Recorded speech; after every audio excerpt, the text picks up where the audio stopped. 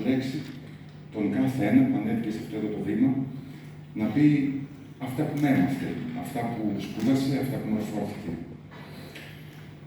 Εγώ αυτό που κατάλαβα είναι ότι τελικά οι άντρες βιάζουν τις γυναίκες και τα μικρά παιδιά.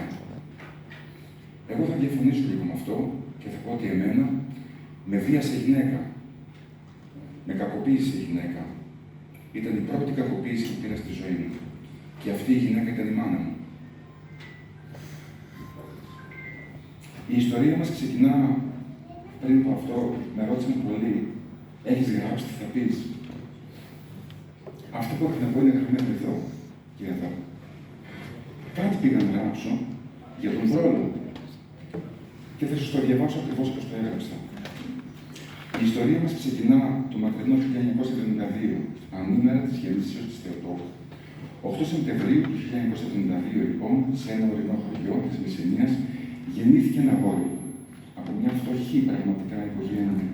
Το αγόρι αυτό σύντομα θα πάρει το όνομα Ιωάννης.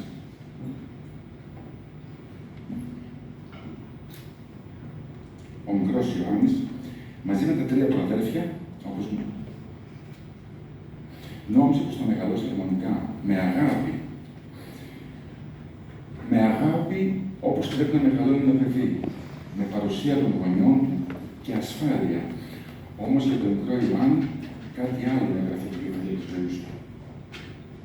Τι, και εδώ σταματάω αυτό που έγραφα. Ο μικρός Ιωάννης δεν χάθηκε. Πήγε και 6 μηνών. Δεν καταλάβαινε. Όμως αυτό που καταλάβαινε είναι ότι μεγάλωνε σε ένα σπίτι με μια οικογένεια χωρίς μάνα.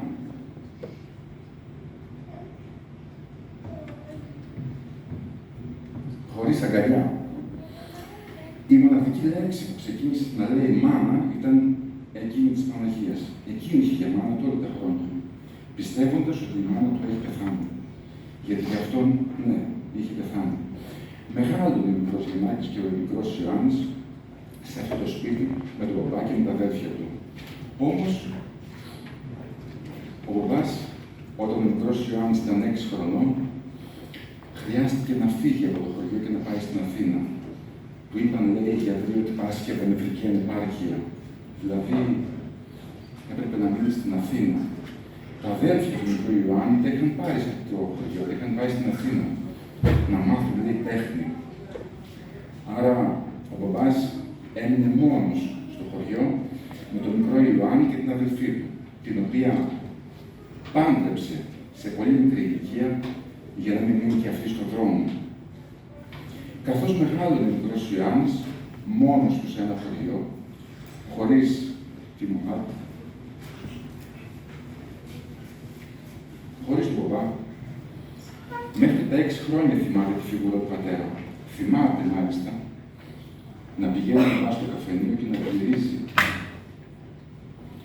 Και να φέρει ο μικρός Ιωάννης να πάει στην τουαλέτα που ήταν έξω από το σπίτι. Και επειδή δεν υπήρχε μέσα, τον έβαζε στα πόδια του ο μπαμπάς έτσι. Και περπατούσε εκείνος για να μην πατήσει κάτω. Ο μικρός Ιωάννης και λερώσει τα πόδια του και πατήσει κάτω. Με αυτή τη φιγούρα μεγάλωνε ο μπαμπάς, το παιδί του. Ώσπου στα 6 του χρόνια του Ιωάννη και στα 48 ο μπαμπάς πήγε στην Αθήνα και έπρεπε να μείνει εκεί.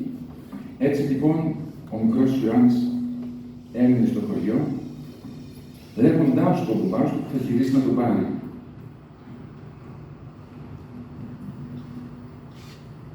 Δεν γύρισε ποτέ.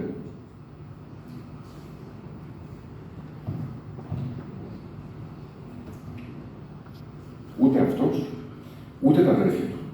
Η αδερφή του μόνο από ένα άλλο χωριό που ήταν παντρεμένη, έρχονταν το λεωφορείο κρυφά από τον άντρα της να του φέρει λίγο φαγητό να φάει. Και όχι πάντα, γιατί εκείνος που παντρεύτηκε την αδερφή του ήταν κακός άνθρωπος. Έβρεζε, φώναζε. Χτυπούσε την αδελφή του.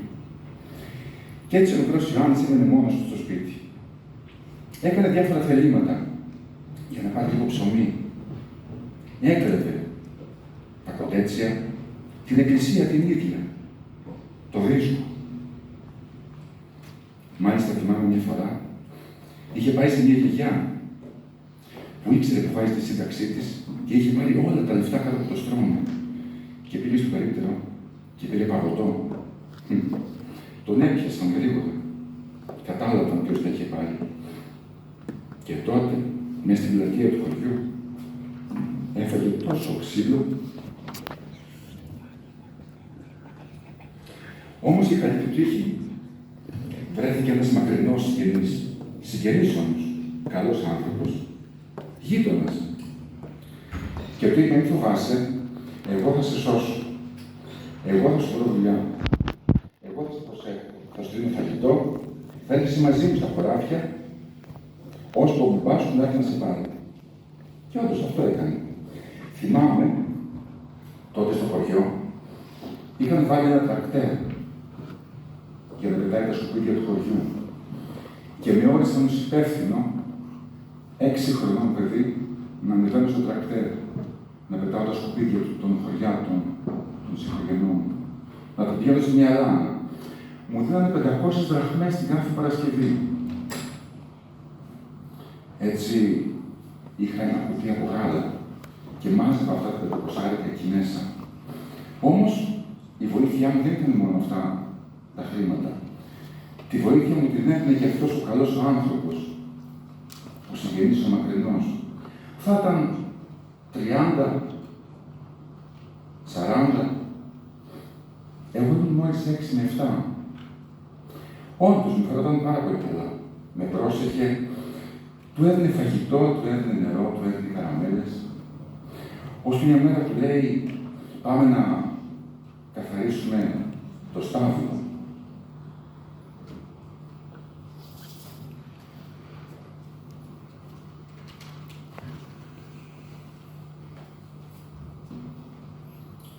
Και εφόσον ήταν καλός άνθρωπος, ο μικρός Ιωάννης πήγε. Όμως,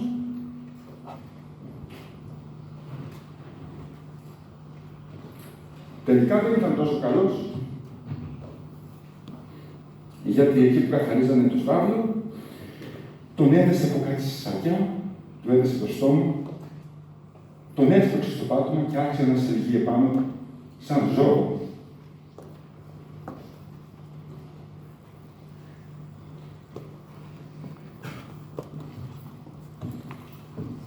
Όσο και αν φώνασε ο μικρός Ιωάννης, δεν άκουγε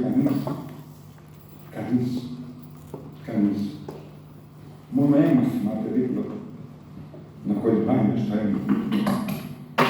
Εκεί έμεινε για 3 μέρες.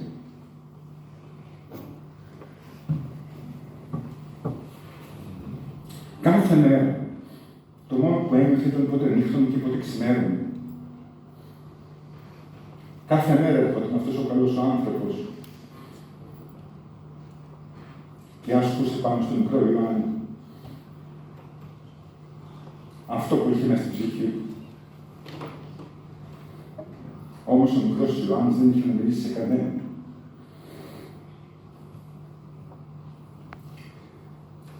Παρακαλούσε την Παναγία να σταματήσει αυτό. Και σταμάτησε μετά από μέρες. Όμως, αυτό σταμάτησε. Ο μικρός Ιωάννης δεν σταμάτησε ποτέ να σκέφτεται και να ζει αυτή την εικόνα μέσα στο μυαλό του και μέσα στην ψυχή του. Περνούσαν τα χρόνια, περνούσαν οι μήνες, οι εβδομάδες, οι καιροί. Σιωπή ο μικρός Ιωάννης, σιωπή και ο Κύριος εξίσου. Ώσπου μαζεύτηκαν κάποια χρήματα πια. Δεν είχα επαφή από κανένα δικό μου άνθρωπο. Μια μέρα λοιπόν, βλέποντας πόσα πολλά χρήματα είχα μέσα σε αυτό το κουτί, τα πήρε ο μικρός Ιωάννης και κατέβηκε στην Καλαμάτα από το χωριό με τα πόδια να πάρει το τρένο τότε να πάει στην Αθήνα. Να βρει ίσως τα αδέρφια του, ίσως τον πατέρα του.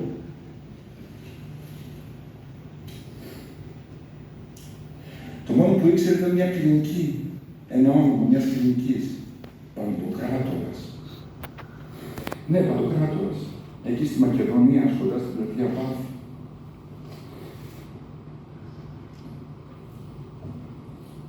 Σταμάτησε, μπήκε σε μια αστυνομία, καθώς αυτό είχε μόνο σαν σύμβολο και αυτό γνώρισε. Ότι εκεί είναι η αστυνομία. Βλέπεις, δεν κατάφερε να πάει σχολείο, δεν κατάφερε να μάθει γράμματα, δεν κατάφερε να χρησιμοποιεί όλες αυτές τις λέξεις που σήμερα άκουσα εδώ. Τα αγγλικά, τα γαλλικά, τα ιταλικά. Τα όμορφα όλα αυτά πράγματα που ένας άνθρωπος αποκομμάται τις σπουδές του, τις ακαδημαϊκές. Μπήκε μέσα στην κλινική αυτή, στην αστυνομία και είπε ότι έχω αυτό το όνομα. Σας παρακαλώ, πηγαίνετε μέσα σε αυτή την κλινική. Και ναι, οι αστυνομικοί το πήραν και το πήγαν σε αυτή την κλινική. Και επιτέλους ο μικρός Ιωάννης βρήκε τον παπά του σε ένα δωμάτιο με 8 κρεβάτια. Έμεινε μαζί του. Δεν ήταν 11 χρονών όταν συνέβη αυτό. Έμεινε μαζί του στην κλινική για 6 μήνες. Μετά η κλινική αποφάσισε να διώξει τον μικρό Ιωάννη από την κλινική, γιατί δεν ήταν πληρωμένη εκεί. Ο μπαμπάς του όμως έπρεπε να κάνει αιμοκάθαρση μέρα παραμέρα και έπρεπε να ζει εκεί. Ο μικρός Ιωάννης έφυγε. Αλλά δεν είχε σπίτι. Ήταν τότε στην Ομόνια από κάτω οι άνθρωποι που είχαν κάτι πολύ ωραία χάρτινα σπίτια, τα οποία ονομάζουν κούτες.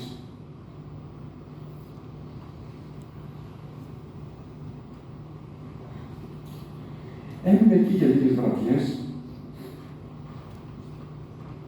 σε ηλικία 12 χρονών.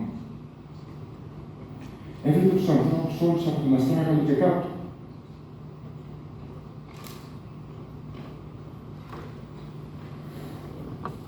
Μόνο η Παναγία ήταν κοντά του. Και ο Χριστός προσευχόταν συνέχεια, μέρα, νύχτα, να βρεθεί ένα σπίτι να μπει μέσα. Και βρέθηκε ξανά η κλινική. Ήρθε μια νοσοκόμα και του ζήτησε να πάει πίσω. Και πήγε. Έκατσε ακόμα 7 μήνες. Μετά, σε ηλικία 13 χρόνων πια ο μικρός Ιωάννης, για μια φορά ακόμα έμεινε μόνος του. Και αυτή τη φορά όχι γιατί η κλινική τον έδιωξε, αλλά γιατί το μοναδικό άνθρωπο που είχε ως στήριγμα τον πήρε ο Θεός κοντά του. Έτσι, αναγκαστικά ο μικρός Ιωάννης, πού θα γύρναγε, ξανά στο σπίτι του. Ξανά στην κούτα του. Με ό,τι συνεπάγει. Με πραγματικότητα, με προνία, με οτιδήποτε μπορεί να φανταστεί ο ανθρώπινος νους, προκειμένου να επιβιώσει.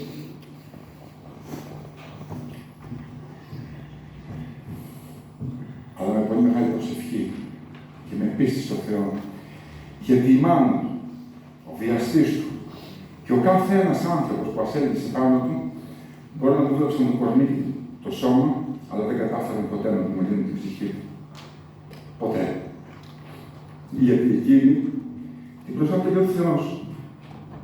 Την προστάτευε η Παναγία η Μεγαλόχαρη, όπως λέει ο κ. Στελέπης μου.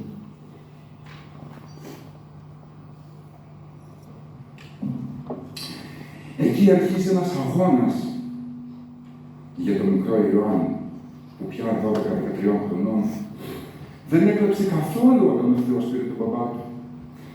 Γιατί ήξερε καλά τι σημαίνει γεννηθείτε το θέλημά σου, Κύριε. Γεννηθείτε το θέλημά σου σημαίνει ότι όταν φύγουμε και πάμε κοντά του, δεν μπορούμε να κλαίμε και να οδηρώμαστε από πίσω. Αυτό λέγεται εγωισμός. Έτσι ήθελε, έτσι έκανε. Και αν γυρνούσε τον χρόνο πίσω, πάει τα ίδια θα έκανε και πάει τα ίδια θα έλεγα. Αυτή η ζωή είναι καλή σήμερα να στέκομαι μπροστά σας. Μετά από 52 ολόκληρα χρόνια. Σε ηλικία 17 χρονών βρέθηκε μια κυρία που δούλευε στα σπίτια. Ιερόβλη. με βοήθησε να στηθώ στα πόδια μου, χωρίς να με φέρει ποτέ σε καμία δύσκολη θέση. Χωρίς να μου πει, για να σου δώσω θα πάρω. Αυτή η γυναίκα με έμαθε να αγαπάω δίχως να με νοιάζει αν αγαπούν. Να δίνω δίχως να με νοιάζει αν θα πάρω. Και ναι, με βοήθησε. Με μάζεψε στο σπίτι της. Με τάισε, με πότισε.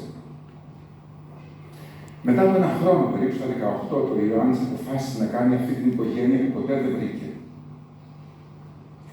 Να παντρευτεί, να κάνει δική του οικογένεια.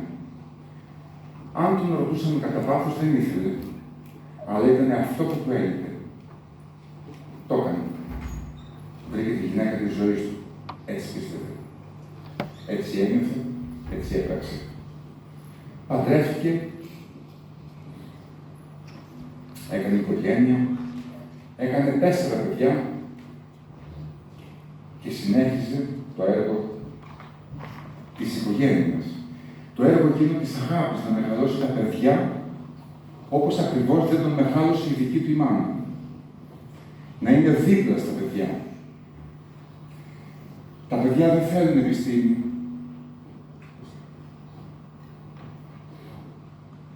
Ούτε αγγλικά, ούτε γαλλικά. Τα παιδιά θέλουν αγκαλιά, αγάπη και παρουσία.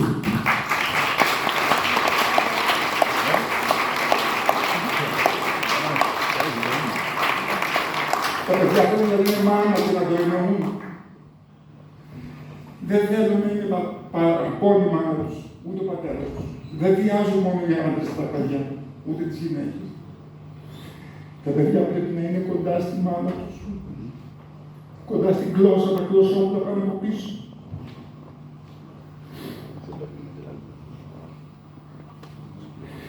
Συγχωρέστε με αν κλαίω, αλλά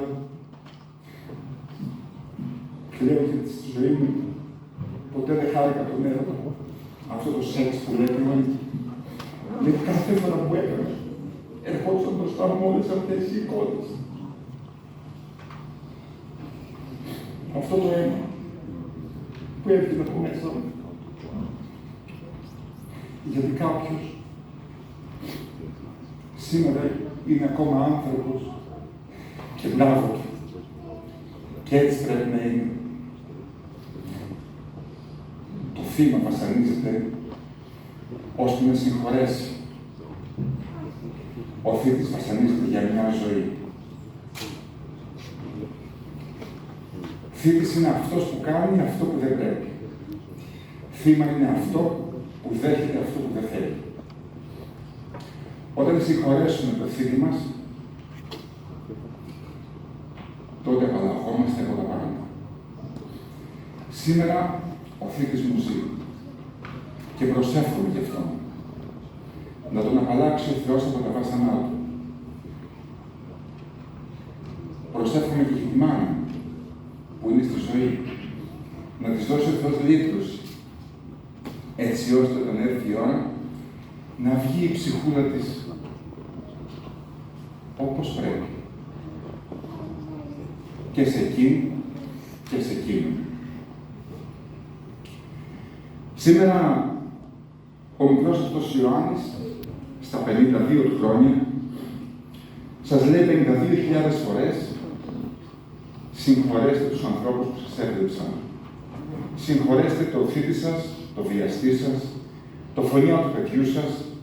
Συγχωρέστε τον κάθε άνθρωπο εάν θέλετε να απαλλαγείτε από τον πόνο της ψυχής σας.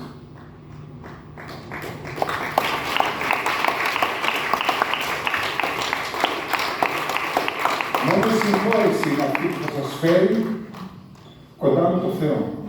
Μόνο η συγχώρεση και η προσευχή είναι αυτή που θα σας φέρει να κοιμάστε και να ξυπνάτε το πρωί και να λέτε «Δόξα τω Θεώ υπάρχω».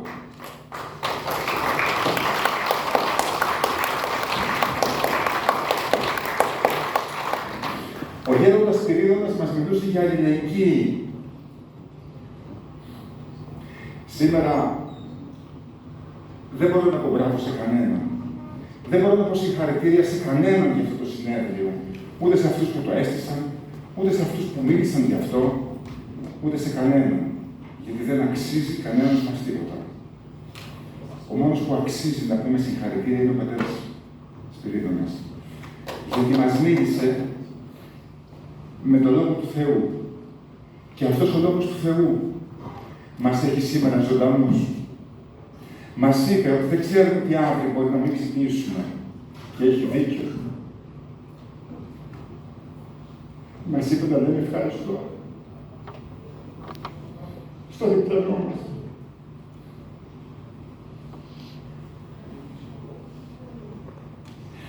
Υπάρχουν ψυχολόγοι, παραψυχολόγοι. Η ζωή μου έκανε ψυχολόγο και καλημέρα να μου πεις, γνωρίζω για ποιο λόγο.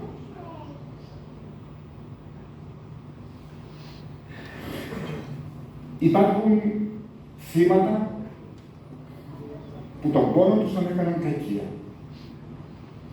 Υπάρχουν άνθρωποι που δεν άδειξαν στο βιασμό τους, στο βιασμό της σάρκας τους, στο βιασμό όποιον υπέστησαν. Υπάρχουν όμως και αυτοί που το βιασμό τους τον έκαναν αγάπη.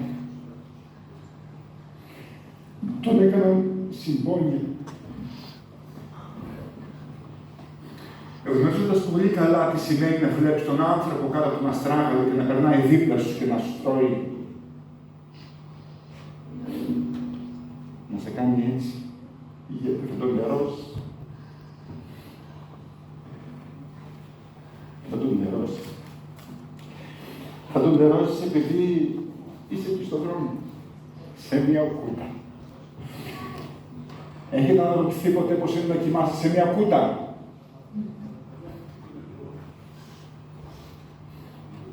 Έχετε αναρωτηθεί ποτέ να έρχονται εκεί στην κούτα και να σε ξεκυλιάζουν για να σου πάρουν ό,τι υπάρχουν μέσα? Έχεις αναρωτηθεί ποτέ να πρέπει να ξαπλώσεις με όσους για να πάρεις ένα κομμάτι ψωμί να φας? Όχι. Σας εύχομαι μέσα με την ψυχή μου να μην το νιώσετε ποτέ. Ούτε εσείς, ούτε τα παιδιά σας, ούτε τα εγγόνια σας. Ο μικρός αυτός Ιωάννης μεγάλος, έκανε παιδιά, έκανε και εγγόνια. Ναι, ναι. Έχει 2 υπέροχα εγγόνια. Έχει την αγάπη. 8 χρόνων. Αγάπη. Αγάπη σημαίνει σ' αγαπώ, λέει ο άλλος. Όχι, δεν σ' αγαπώ. Σ' αγαπάω είναι το σωστό. Αγαπώ εμένα. Το είπε καλά πριν. Σ' αγαπώ, γιατί είσαι ωραία. Το ξέρω το τραγουδί, όλοι φαντάζομαι. Δεν μπορείς να αγαπάς κάποιον και να θες να το κάνεις όπως θες εσύ. Πρέπει να αγαπάς αυτό που είναι. Αυτό είναι αγάπη. Πρέπει να αγαπάς δίχως να σε νοιάζει να σε αγαπάει κάποιος. Γνωρίζοντας λοιπόν καλά τι σημαίνει άστεγος, τα τελευταία χρόνια αποφάσισα κάτι. Λέω, τι λείπει από τους ανθρώπους που έκαναν τον δρόμο σπίτι τους? Αγάπη τους λείπει. Και όχι φαΐ. Αλήθεια, όχι φαΐ. Φαγητό βρίσκουμε και στα σκουπίδια. Και εγώ εκεί έβρισκα. Και αυτοί σήμερα εκεί βρίσκουν. Αλλά τους λείπει αυτό που λέγεται μοιάξιμο, μωρέ. Αυτό που λέγεται δεν με κατέληξαν όλοι. Γι' αυτό και με μια ομάδα ανθρώπων, με πρωτοβουλία μου πριν 2 χρόνια, αποφάσισα να μαζεύω ρύζια, μακαρόνια, φακές, πουρέδες, λάδια.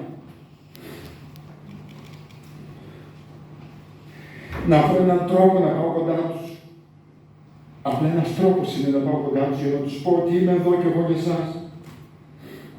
Όχι, δεν τους λείπει το φαΐ. Η επαφή τους λείπει. Αυτό πήγα να τους δώσω στους αστέγους σήμερα κάθε Κυριακή Μιλάω και ζω μαζί με 2.000 αστέρους που βρίσκονται στον δρόμο. Τους δίνω λίγο φαγητό και ένα ζεστό ρούχο. Ξέρετε, όλοι εσείς, εμείς έχουμε ένα μπρίκι να βάλουμε, να βράσουμε ένα ζεστό καφέ να πιούμε. Έχουμε μια θερμοφόρα, έχουμε μια τηλεόραση, έχουμε τα πάντα. Έχουμε τεπών. Έχουμε ένα κινητό τηλέφωνο και μόλις μου φέρει μια κυρία νερό.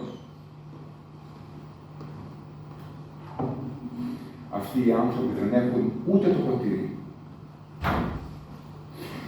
Έχουν όμως μόνο εμάς. Βαρέθηκαν να ακούω τη συναίσθηση. Τέτοια συνέδρια έχουν γίνει χιλιάδες ανά τα χρόνια. Αλλά οι άστεγοι είναι ακόμα εκεί στον δρόμο. Τα παιδιά βιάζονται ακόμα.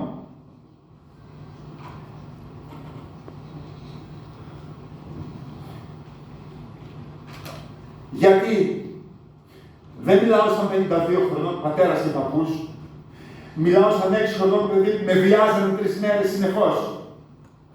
Γιατί, πέστε μου μεγαλύτεροι γέροντες και οι πατέρες. Όλοι αυτοί που μάθανε αγγλικά και γαλλικά και τελικά που φύγανε και μείναν στο εξωτερικό, γιατί. Τα ορφανά της Ουκρανίας έλεγε πριν. Τα ορφανά της Αριστομένης που πήγανε. Της Καλαμάτας, της Βαλήρας, της Μεσίνης, της Αθήνας. Τα παιδιά με χαμηλό νοητικό επίπεδο. Τα παιδιά με υψηλό νοητικό επίπεδο που πήγαν.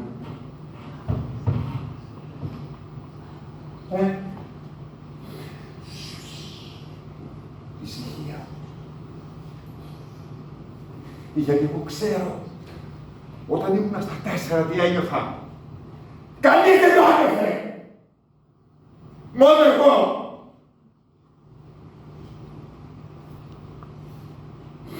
Ας έρθει ένας να μου πει τι σημαίνει βιασμός. Ένας ειδικός, ένας επιστήμονας. Και πώς θα σώσω το βιαστή μου. Πώς θα σώσω το παιδί μου. Εγώ θα του πω τι σημαίνει βιασμός. Εγώ θα του πω που έβλεπα το αίμα μου να ρέει 3 μέρες. Και απ' έξω ακριβώς περνάνε οι άνθρωποι με τα τσίντους και με τα ωραία τους.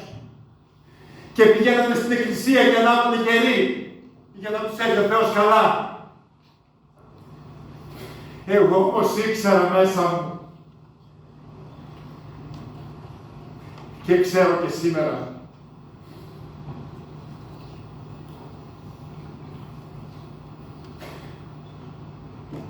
δεν με ενδιαφέρει που γίνομαι μπροστά σας έτσι, αλλά θέλω από το βήμα και από αυτή μου την παρουσία εδώ να βγει κάτι. Αγάπη δίχως να σε νοιάζει να σε αγαπούν, ρε. Ας σταματήσουμε και τα κύριε και τα κύριε και τα κυρία μου. Ας δούμε την πραγματικότητα από μέσα.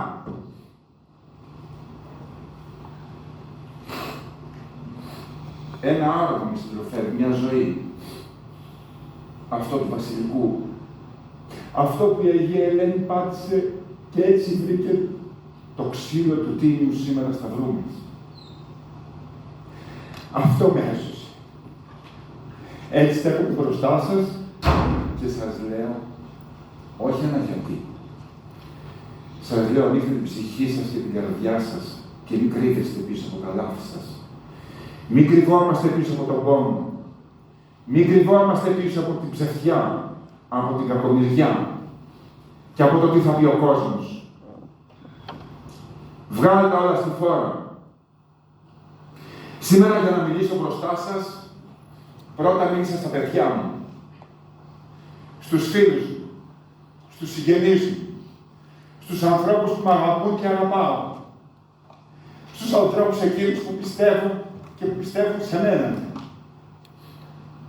Όταν ξεκίνησα το έργο αυτό με τους αστέρους μου, ορκίστηκα μεταξύ Θεού και ανθρώπου. Δεν θα καταχραστώ μία δραχμή για μένα. Δεν θα βρεθεί άνθρωπος να μου πει σου έδωσα 1 ευρώ. Δεν έχω εταιρείες, δεν έχω συλλόγους, δεν έχω πάρει συλλόγους, δεν έχω τίποτα, δεν με ενδιαφέρουν αυτά. Σας στέλνω όλους μαζί μου. Από το ειστέρημά σας. Όχι από το περίσσευμά σας. Είναι άλλο πράγμα να βοηθάς από το περίσσευμα και άλλο το ειστέρημά σου. Πάρτε λοιπόν μια φακή παραμάσκαλα και πηγαίνετε στην Οδοσπαθαξίου 92 στην Αθήνα να μαγειρέψουν την Κυριακή και τους αστέρους. Τότε θα μπορούμε να πούμε ότι κάτι κάνουμε σε αυτή τη ζωή σαν άνθρωποι. Τότε θα λεγόμαστε όλοι οι άνθρωποι. Ξέρετε κάτι. Αν ο Θεός μου έλεγε κάποτε πες μου ποια ώρα θέλεις να πεθάνεις, θα του έλεγα εκείνη την ώρα εδώ. Τώρα που είμαι μπροστά σας. Αλλά θα σας αφήσω ευχή και κατάρα. Μην αφήσετε άνθρωπο να πεινάει. Γιατί δεν ξέρεις τι είναι να πεινάς, να κρυώνεις και να διψάς. Σας ευχαριστώ πάρα πολύ.